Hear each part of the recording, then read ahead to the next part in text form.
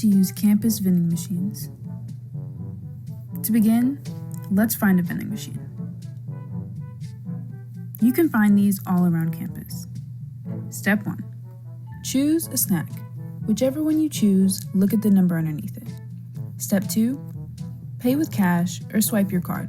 Whatever you do, pay first. Step 3.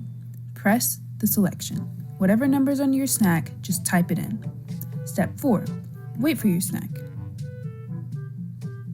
Sometimes it may take a second.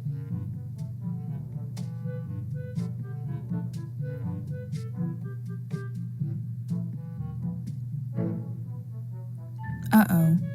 Step 5. Stay calm if any issues arise. You can always reach your hand underneath it and just grab it out yourself.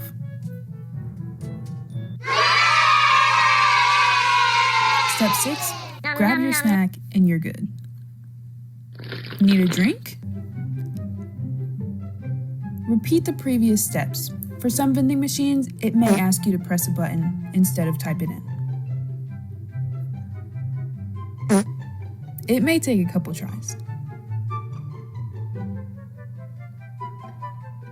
Maybe you have to try again. Third time's the charm. Fourth.